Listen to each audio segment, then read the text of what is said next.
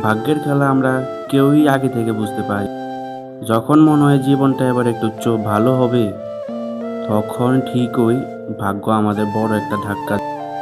আজ আপনাদের শোনাবো আনন্দপুর গ্রামের আকাশ আর তার মায়ের একটা সত্যি এবং মন ছুঁয়ে যাওয়া গল্প। এই গল্পটা শুনলে যে কারো চোখেই জল চলে আসবে।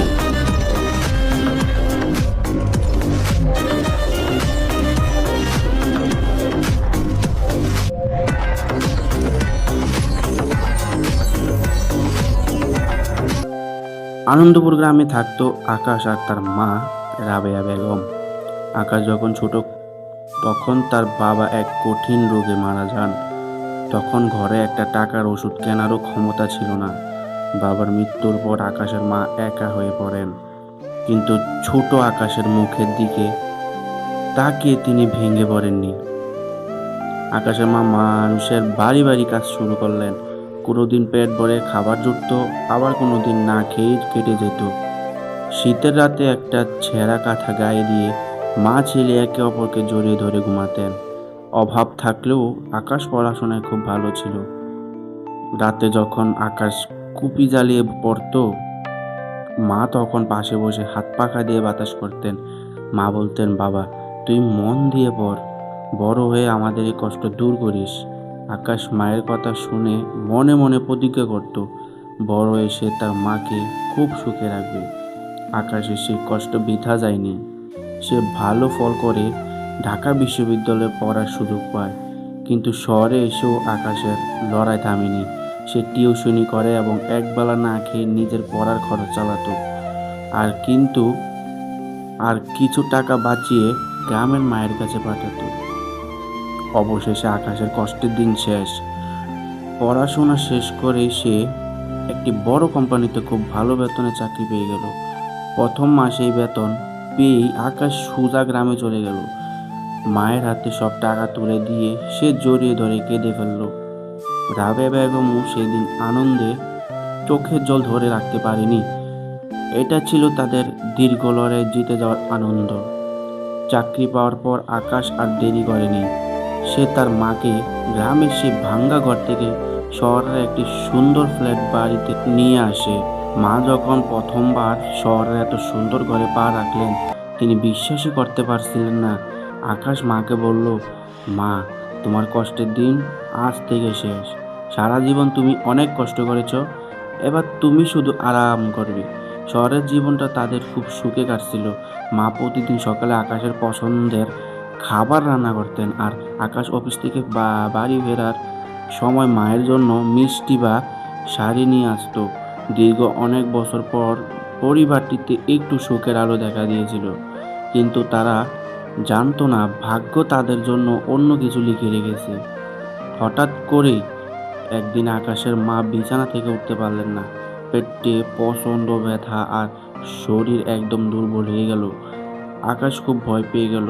সে তখনই মাকে শহরের সবচেয়ে বড় হসপিটালে ভর্তি করলো। ডাক্তাররা অনেক পরীক্ষা নিরীক্ষা করলেন।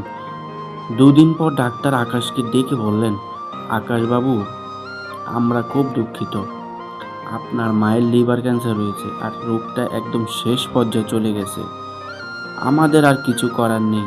আপনার মায়ের হাতে আর 1 মাসের মতো সময় আছে। ডাক্তারের কথা শুনে আকাশের মাথার উপর যেন আকাশ ভেঙে পড়ল। যে মায়ের জন্য সে আজ বড় বাড়ি গাড়ি করলো, সেই মাই তাকে ছেড়ে চলে যাবে।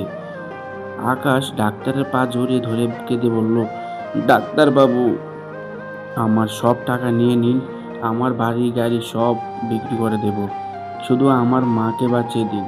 কিন্তু ডাক্তারের কেবল সান্ত্বনা দেওয়া ছাড়া আর কিছুই করার ছিল না। আকাশ কিন্তু হাল ছাড়েনি।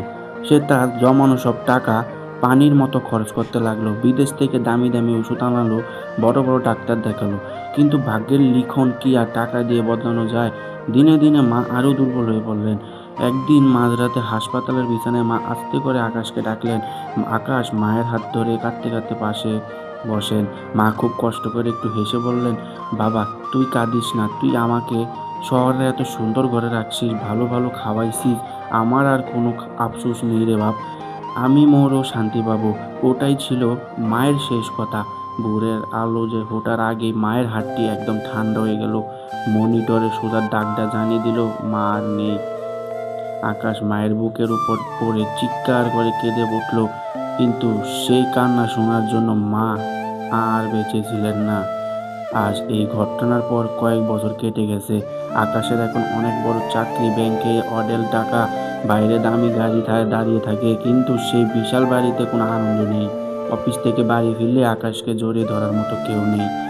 আকাশ এখন রাতে বারান্দায় একা দাঁড়িয়ে আকাশের তারার দিকে তাকিয়ে থাকে আর ভাবে ভাগ্য তাকে সফল তো করেছে, কিন্তু তার সবচেয়ে প্রিয় মানুষকে কেড়ে নিয়ে তাকে একেবারে নিঃস্ব করে দিয়েছে। তো এই গল্প থেকে শিক্ষণীয় বিষয় হচ্ছে, আজ আমরা আমাদের বাবা মাকে ছেড়ে কেরিয়ার আর টাকার পেছনে অন্ধের মতো ছুটছি। ভাবছি আগে অনেক টাকা কামাই, তারপর মা বাবাকে সময় দেব, কিন্তু আমরা ভুলে যাই আমাদের বড় হওয়ার সাথে সাথে আমাদের মা বাবা কিন্তু বুড়ো হচ্ছেন, সময় ফুরিয়ে আসছে তাদেরও। তাই এই গল্প থেকে আমাদের শিক্ষা নেওয়া উচিত, সময় থাকতে মা বাবাকে ভালোবাসুন, তাদের সময় দিন, কারণ তারা যখন চিরতরে চলে যাবেন তখন অঢেল সম্পদ থাকলেও আপনার জীবনটা আকাশের মতো একেবারে শূন্য আর নিঃস্ব হয়ে যাবে। টাকা পরে কামানো যাবে, কিন্তু মা বাবাকে হারালে আর কখনোই ফিরে পাওয়া যাবে না।